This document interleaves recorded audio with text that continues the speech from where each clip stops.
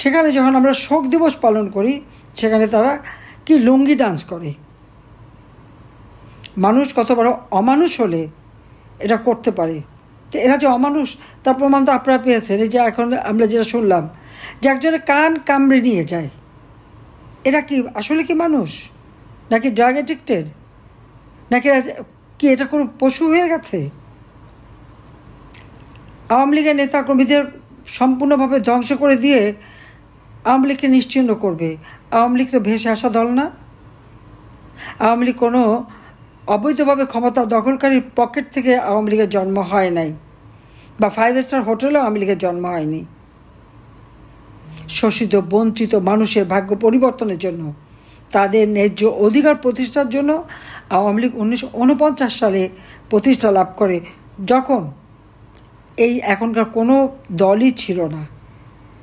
তাহলে আওয়ামী লীগকে কীভাবে তারা ধ্বংস করবে? হ্যাঁ, আইয়ুব খান, এআইএ খান, জিয়াউর রহমান, এক খালেদা জিয়া সবাই চেয়েছে আওয়ামী লীগ ধ্বংস করতে, এরশাদ সবাই চেয়েছে। কিন্তু আওয়ামী লীগ এদেশের মাটি মানুষের সংগঠন।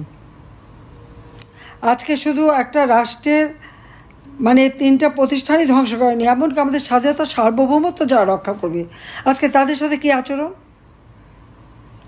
সিভিল প্রশাসনে আপনারা দেখেন, প্রিন্সিপাল সেক্রেটারি, ক্যাবিনেট সেক্রেটারি থেকে শুরু করে সমস্ত অফিসার একে একে তাদের বিরুদ্ধে মিথ্যা মামলা, হয়রানি, অনেকে গ্রেপ্তার, জেলখানায়।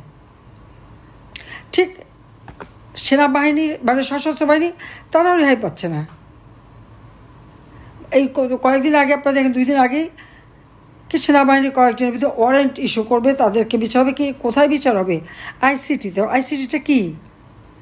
স্বাধীনতার পর জাতির পিতা সংবিধান যখন প্রণয়ন করলেন, সেই সংবিধান ভিত্তিতে নির্বাচন হলো। সেই নির্বাচন 1973 সালে। নির্বাচনের পর সেই পার্লামেন্টে যুদ্ধ অপরাধীদের বিচারের জন্য এই আইসিটি গঠন করা হয়। এটা পার্লামেন্টের আইন দ্বারা গঠিত। কাদের জন্য বিচার? যারা মহান মুক্তিযুদ্ধে পাকিস্তানি হানাদার বাহিনীর দোসর ছিল, আলবদর, আল শাম, রাজাকার বাহিনী করে এদেশে গণহত্যা, নারী নির্যাতন, নারীদের ক্যাম্পে দিয়ে দেওয়া, লুটপাট, অগ্নিসংযোগ, ধর্ষণ এগুলি করেছে, তাদের বিরুদ্ধে বিচার। সেই বিচার শুরু করেছিলেন জাতির পিতা ইউনূস। যখন জিয়াউর রহমান অবৈধভাবে ক্ষমতা দখল করে সেই বিচারের কাজ বন্ধ করে দেয় এবং যে 11,000 বন্দী ছিল তাদেরকে মুক্ত করে। পাকিস্তানি পাসপোর্ট নিয়ে গোলাম আজম পাকিস্তানে চলে গিয়েছিল, তাকে ফেরত নিয়ে আসে বাংলাদেশে। এটাই হচ্ছে দুর্ভাগ্য শুরু। জামাতে ইসলামী ব্যান্ড ছিল বাংলাদেশে, জিয়াউর রহমান তাদেরকে রাজনীতি করার সুযোগ দেয়। সংবিধানে 12 অনুচ্ছেদ এবং 38 অনুচ্ছেদ আর্থিক সংশোধন করে এদের ভোটের অধিকার এবং সংগঠন করার অধিকার ফিরিয়ে দেয়। এবং বাংলাদেশের আদর্শ বিচ্যুত করে গিয়েছিল এই জিয়াউর রহমান, এবং তারই পদাঙ্ক অনুসরণ করে আজকে ডক্টর মোহাম্মদ ইউনূস। সেই আইসিটিকে তারা আজকে কে সংশোধন করেছে? যে ইউনূস ক্ষমতা দখল করেছে তার কোনো সাংবিধানিক ভিত্তি নাই, জনগণের ম্যান্ডেট নাই, শুধু অস্ত্র আর অর্থ, আমেরিকার ডিপ স্টেটের অর্থ, ইউএস এইডের অর্থ এবং ইহুদি ধনকুবের সোরসের অর্থ দিয়ে, এবং নিজে যে গ্রামীণ ব্যাংক, গ্রামীণ ফোন এবং গরিবের রক্তচোষা টাকা সব বিদেশে পাচার করে 6,000 টাকা বেতনের একজন এমডি ছিল ডক্টর মোহাম্মদ ইউনূস। গ্রামীণ ব্যাংকে চাকরি করত, 6,000 টাকা বেতনের চাকরি 1990 সালে পেয়েছিল। সে বিলিয়ন ডলারের মালিক সারা বিশ্বে। বাংলাদেশে তার 5,000 কোটি টাকার মতন তার ফিক্সড ডিপোজিট, বিভিন্ন নামে কল্যাণ ফান্ড, টেলিফোন, এটা সেটা করে 9-6 করে হাজার কোটি টাকা তার ফিক্সড ডিপোজিট, এবং শত কোটি টাকার মালিক। 3টা ব্যাংকে তো 118 কোটি টাকা, তারপরে তো আরও অনেক আছে। এই যে শত কোটি টাকা কোথা থেকে পেল, তার জবাব কি ইউনূস দেবে বাংলাদেশে? তাকে তো দিতে হবে। আজকে সেই অর্থ ব্যয় করে, এবং কিছু মানুষ তো বিভ্রান্ত হলো, এখন সাথে আজান দিয়ে পড়লো, সে ক্ষমতা দখল করলো। এখানে আমার দুঃখটা হলো, এই যে দিন রাত অক্লান্ত পরিশ্রম করে মানুষের যে আর্থসামাজিক উন্নতি যে করলাম, মানুষ যে আরামে চলতে পারছে, নিরাপদে থাকতে পারছে, কাজ করে খেতে পারছে, আর্থিকভাবে তারা উপার্জন করতে সক্ষম হচ্ছে, এই কথাটা কেউ একবার চিন্তা করলো না? অন্তত আমার সময় তো আমি দাবি করতে পারি যে আমার সময় কোনো নারীকে তো বেজ্জতি হতো না, দিনরাত তারা নিরাপদে চলতে পারতো। ছিনতাই, ডাকাতি এগুলো তো আমি কমে ফেলেছিলাম, কারণ প্রত্যেক মানুষের কর্মসংস্থান ব্যবস্থা উপার্জন ব্যবস্থা করে দিয়েছি, প্রত্যেকটা গ্রামকে আমি শহর করে দিয়েছি, প্রত্যেক ঘরে ঘরে বিদ্যুৎ পৌঁছে দিয়েছি। এখনও তো সেই সুবিধা সবাই ভোগ করছেন। আমার হাতে করা জিনিস ভোগ করছেন না এটা তো তা না। আমরা খারাপ হয়ে গেলাম, কিন্তু আমাদের করা জিনিসগুলি খুব ভালো, সেটা তো গেল। এখন কি হচ্ছে, আমাদের স্বাধীনতা সার্বভৌমত্ব রক্ষাকারী যারা, তাদের বিচার করবে যেখানে আমরা স্বাধীনতা বিরোধীদের বিচার করেছি। এটা কি ধরনের কথা? সশস্ত্র বাহিনীর জন্য কিন্তু আর্মি অ্যাক্ট আছে, সেনাবাহিনীর নিজস্ব আইন আছে, এবং যদি কেউ সশস্ত্র বাহিনী কেউ যদি অপরাধ করে, তাহলে আর্মি অ্যাক্ট অনুযায়ী সেই বিচার এবং তদন্ত তারাই করবে। এখানে কিন্তু অন্য কোনো সুযোগ নাই। কিন্তু আজকে আমরা কি দেখি, সেই আর্মি অ্যাক্ট বাদ দিয়ে রেখে কোনো কথা নেই, বার্তা নাই, সিভিল প্রশাসনের অফিসারদেরকে গ্রেপ্তার করে যাচ্ছে। যেখানে আমরা 1998 সালের যে ফৌজদারি কার্যবিধি, এবং সেখানে 197 ধারা অনুসারে, মানে সামরিক বা অসামরিক, অর্থাৎ সিভিল প্রশাসন বা সামরিক প্রশাসনের কোনো ব্যক্তি বা কোনো কর্মচারী কেউ যদি কোনো অপরাধ করে, তাকে যদি গ্রেপ্তার করতে হয় তো সরকারের অনুমোদন লাগে। এখানে কোনো অনুমোদনের বালাই নাই।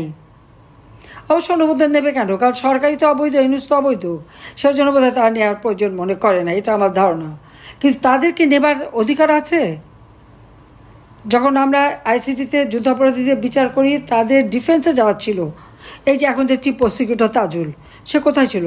সে তো ডিফেন্স গ্রুপে ছিল।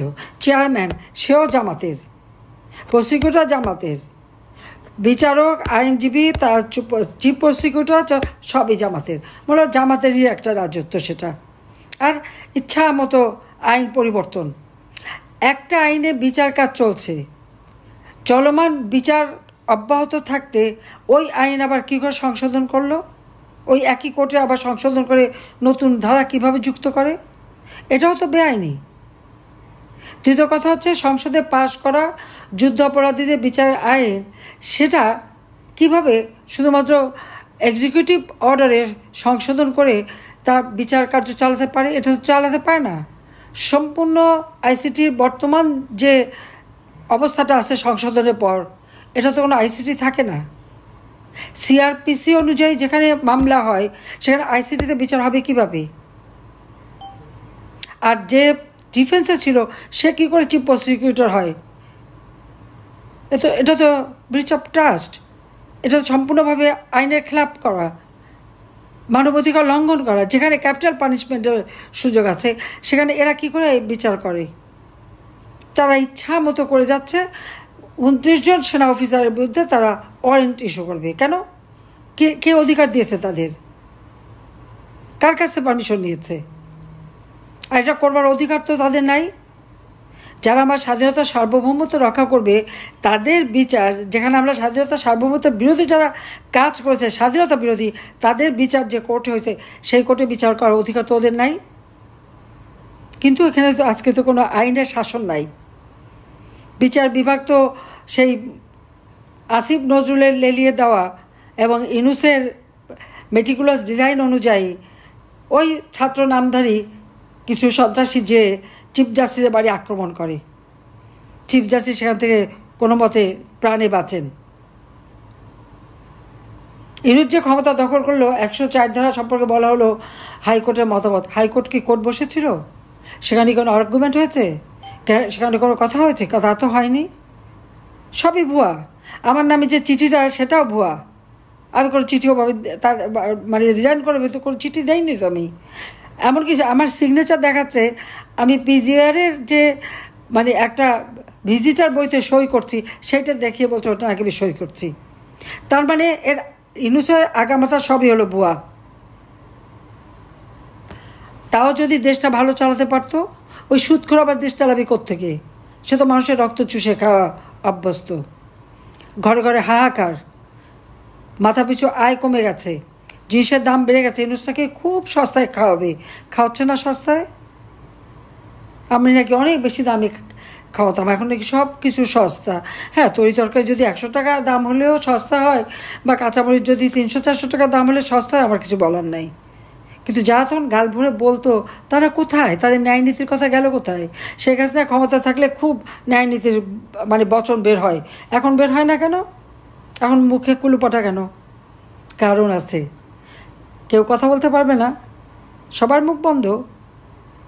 এই সরকারের সমালোচনা করলে ওই যে সেই বিভুরঞ্জনের মতো লাশ হয়ে নদীতে ভাসতে হবে, প্রতিষ্ঠান আগুনে পোড়ানো হবে।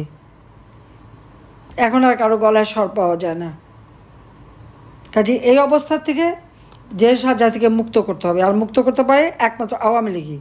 কারণ আওয়ামী লীগ ছাড়া বাংলাদেশের মানুষের ভাগ্য আর কেউ পরিবর্তন করেনি, কোনদিন করবেও না। কারণ সবাই আসে লুটে খেতে, দুপয়সা কামাই করতে। আপনারা দেখেন না, সব বৈষম্যহীন রাজনীতি বলে বৈষম্যহীন আন্দোলন, এমনই বৈষম্য যে সব জায়গায় দলীয়করণ, প্রত্যেকটা জায়গায় আজকে দলীয়করণ এবং অর্থ সম্পদ বানিয়ে 6 মাসও যায়নি ইউনূসের সেই মানে সমন্বয়করা সব একেবারে নাদুস নুদুস হয়ে গেছে টাকা পয়সা বানিয়ে। আঙুল ফুলে কলা গাছ সবাই, 100 কোটি টাকা বানিয়ে এখন 1000 কোটি টাকা স্বপ্নে বিভোর। দেশের কোনো উন্নয়ন কাজ নেই। আমি যে কটা কাজ শেষ করে আসলাম, যেগুলি শেষ হয়েছে সেগুলি করে করে ভাবা নিচ্ছে, অথবা আমি সেই কালুরঘাট রোড কাম রেল ব্রিজের সমস্ত ডিজাইন সব কিছু আমার করে দেওয়া, ভিত্তিপ্রস্তর স্থাপনের খুব বড় ঢেকুর, কোনো একটা কাজ তো করতে পারেনি, করবে না তো তারা। দেশের উন্নয়ন চায় না, দেশের মানুষ আরও গরিব হলে পরে। ইউনূসের কথাই হচ্ছে, জিনিসের দাম যত বাড়বে, দেশের মানুষ যত গরিব হবে, তারা তাদের খাদ্যের মানে কীভাবে খাদ্যের সন্ধানেই এত ব্যস্ত থাকবে যে কেউ আন্দোলনে যাবে না। কাজেই মানুষকে যত কষ্ট দিয়ে তার ক্ষমতার মসনদ আরও নির্বিঘ্ন করা এবং কীভাবে থাকবে এই চিন্তাই সে বিভোর। কাজে এর হাত থেকে দেশকে রক্ষা করার জন্য যা কিছু আছে তাই এখন নামতে হবে। আর এই সশস্ত্র বাহিনী, আমি জানি না এদের কি মানে, আমি তো তাদের সব ধরনের ট্রেনিং থেকে শুরু করে সব থেকে আধুনিক ট্রেনিং দিয়েছিলাম। শান্তিরক্ষা বাহিনীতে আমার সময় 1 নাম্বার ছিল বাংলাদেশ, আজকে সেই বাংলাদেশ 3 নাম্বারে নেমে গেছে। আর যেভাবে সেনাবাহিনীকে ইউনূস ব্যবহার করেছে, তাতে তাদের ভাবমূর্তি আন্তর্জাতিকভাবে এবং জাতিসংঘে ওই সেক্রেটারি জেনারেলের যতই এনে টুপি মাথায় দিয়ে ইফতারি খাওয়াক, ভাবমূর্তি তো নষ্ট হয়ে গেছে। তাই ভবিষ্যৎটা কী, কতজন যে ফেরত আসবে তার ঠিক নেই। আমি তো বলে বলে ঠিকঠাক করে দিয়েছিলাম, কিন্তু আজকে সেই শেষ। আর তারপর এই সমস্ত অফিসারদের বিরুদ্ধে তারা কিভাবে, কোন সাহসে তারা ওয়ারেন্ট ইস্যু করে? এত সাহস পায় কোত্থেকে? আবার সেটা প্রশ্ন। ওখানে কি এখন সাহসী লোক কেউ নাই? তাহলে দেশের স্বাধীনতা সার্বভৌমত্ব এদের দিয়ে রক্ষা হবে কীভাবে? ট্যাঙ্ক কিনে দেওয়ার থেকে শুরু করে বিমান বাহিনী, নৌবাহিনী, প্রত্যেকেরই তো আমি আধুনিক সরঞ্জামাদি কিনে দিয়ে, কোথায় সাবমেরিন থেকে শুরু করে MiG-21 পর্যন্ত দিয়েছি। সশস্ত্র বাহিনী যে করে সেই বঙ্গবন্ধু ট্যাঙ্ক কিনে দিয়েছে, তারপর আমি কিনে দিলাম। হ্যাঁ, ওটা বোধহয় শুধু আমাদের হত্যার জন্য ব্যবহার হতে পারে, আর এখন আর তা হয় না, এটা হলো কথা। তো এইভাবে দেশের মানুষ, সশস্ত্র বাহিনী, সিভিল প্রশাসনের আমাদের সেই সচিবরা, আরে তারা কাজ করছে বলেই তো দেশটা এত উন্নতি হয়েছে, নইলে কি এত তাড়াতাড়ি এত দেশের উন্নতি হয় নাকি? আজকে তাদেরকে মিথ্যা মামলা দিয়ে হয়রানি করা। আর আওয়ামী লীগ তো আছেই, আওয়ামী লীগের তো সব অপরাধ, বড় অপরাধ। আওয়ামী লীগ স্বাধীন করলো কেন? পাকিস্তানি হানাদার বাহিনীর বুটের লাথি খেতে খেতে যদি বেঁচে থাকতে পারতো, খুব খুশি হতো, ওদের পা ধরে ধরে পানি খেত। আবার সেটাই তারা চায়, কিন্তু বাংলাদেশের মানুষ তা চায় না।